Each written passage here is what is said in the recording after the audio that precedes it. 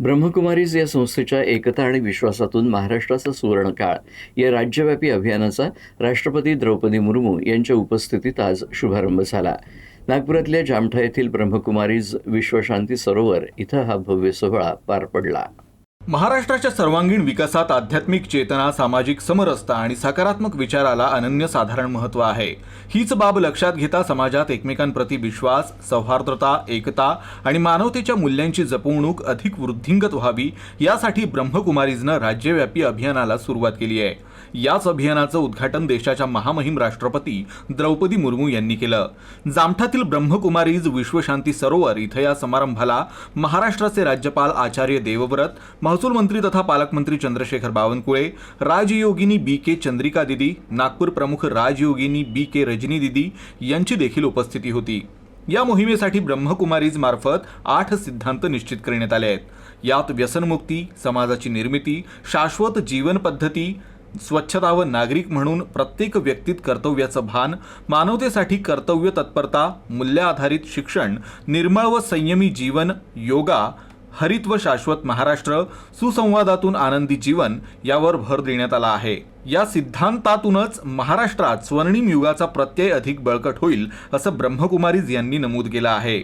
राज्यातील प्रत्येक तालुका पातळीवरील ब्रह्मकुमारीजच्या केंद्रामार्फत ही मोहीम प्रत्येक व्यक्तीपर्यंत पोहोचवण्यात येणार आहे. दरम्यान यावेळी बोलताना पालकमंत्री चंद्रशेखर बावनकुळे यांनी या अभियानाला संपूर्ण सहयोग करू असं आश्वासन दिलं.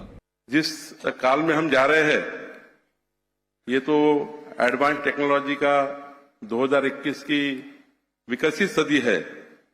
इस सदी के कार्यकाल में जो हमारे मानवीय मूल्यों की रक्षा करना है, विश्वास और संवेदनशीलता की इस बार कसौटी भी है, तो हमारे सबके बीच में विश्वास और संवेदनशीलता भी निर्माण करनी है.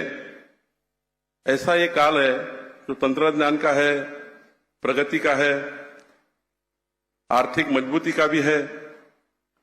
और ऐसे काल में जो हमारा जीवन तनाव मुक्त, व्यसनाधीन तरफ भी जा रहा है और ऐसे तनाव, अस्वस्थता, असहिष्णुता और सामाजिक जो दूरियां निर्माण करने वाला भी थोड़ा समय इस विकसित भारत के साथ हमारे बीच में कभी कभी आता है. तो ऐसे में ऐसे परिस्थिति को जो एकता और विश्वास देने की जहां तक बात आती है और समाज को संभाल लेने की जब बात आती है, तो इस कार्यक्रम के माध्यम से एक बहुत बड़ा आधार हमारे समाज को मिलने वाला है.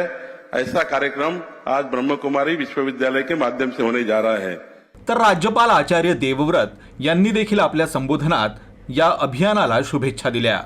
भारतीय जीवन मूल्यों के साथ जीवन जीने के लिए सदैव मानवता को प्रेरित करती रही हैं.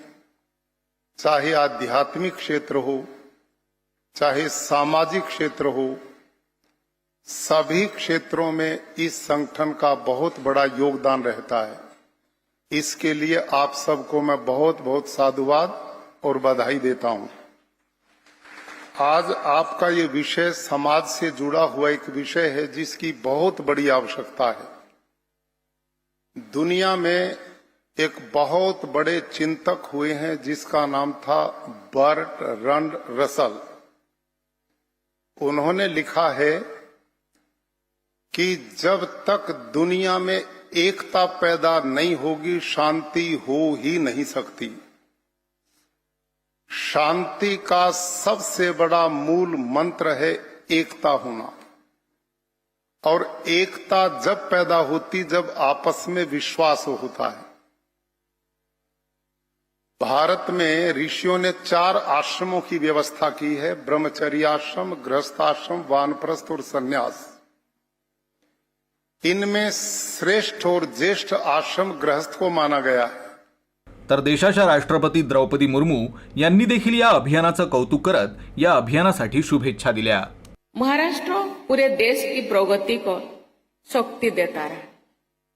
उद्योग, कृषि, उद्यमिता, नवाचार, उच्च शिक्षा और अमूल्य सांस्कृतिक परंपराएं, इन सब के बल पर महाराष्ट्र आत्मविश्वास से आगे बढ़ते हुए भारत की विकास यात्रा का प्रमुख केंद्र बना हुआ है.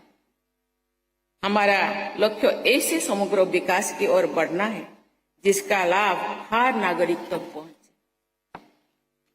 इतिहास से प्रेरणा लेकर तथा आधुनिक तकनीक, कौशल विकास और नवाचार की शक्ति का उपयोग करके एक अधिक सशक्त और समृद्ध महाराष्ट्र तथा भारत के निर्माण के लिए संकल्पबद्ध होकर कार्य करना होगा। इस दिशा में ब्रह्मा कुमारी संस्थान द्वारा आयोजित ये कार्यक्रम महत्वपूर्ण है। मुझे विश्वास है इस कार्यक्रम से महाराष्ट्र के निवासियों को आंतरिक शांति, शक्ति, सकारात्मक नेतृत्व और मूल्यों आधारित विकास की प्रेरणा मिलेगी।